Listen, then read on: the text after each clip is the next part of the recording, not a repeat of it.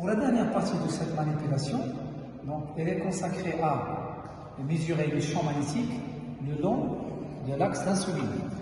Et pour cela, on va utiliser le deuxième support.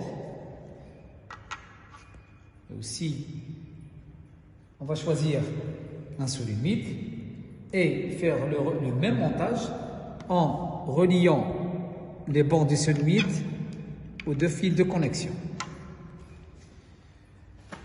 Aussi, on doit fixer la sonde sur la règle graduée afin qu'il nous aide à mesurer le pas de déplacement. Et je dois ajuster la sonde qui sera alignée avec l'axe du solenoïde.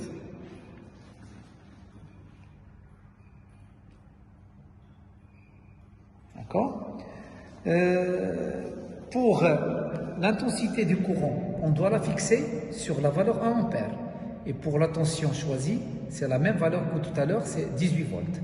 Donc, pour ajuster cette valeur avec l'ampère-mètre, c'est-à-dire on doit chercher quelle est la valeur indiquée par l'aiguille qui correspond à 1 ampère, on va se baser sur la même relation, d'accord? Et en choisissant le calibre 5 ampères, ça va donner M égale 20. Donc je vais allumer le teslamètre et le générateur.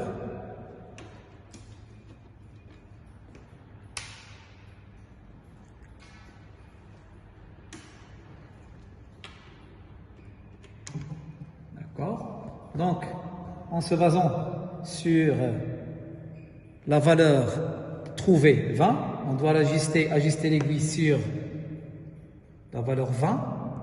Remarquez bien, la lecture se fait sur les gradations en haut, les courants continus. Alors, le courant qui se circule dans ce circuit fermé est égal à 1 ampère. Donc, pour mesurer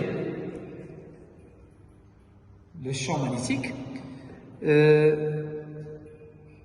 le solenoïde utilisé a le nombre de tours égal à 75 et la longueur égale à 16 cm et le rayon égal à 1 cm. Donc, pour la façon de mesure du champ magnétique dans différentes positions.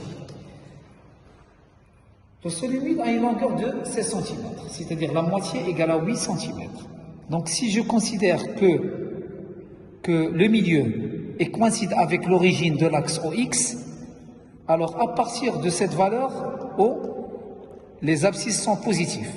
C'est-à-dire on a 8 cm à droite. Et à gauche, on obtient des valeurs, des abscisses qui seront négatives. Donc la première valeur indiquée ici, c'est pour la position égale moins centimètre et qui correspond à une valeur sur la règle graduée. D'accord? Pour le pas de mesure sera pour 1 cm de déplacement. Donc pour la valeur d'abscisse moins centimètre, on remarque qu'il indique 0, l'intensité des champs égale à 0,18. D'accord? Donc, et pour éviter les phénomènes d'interférence et de dissymétrie, on doit inverser le courant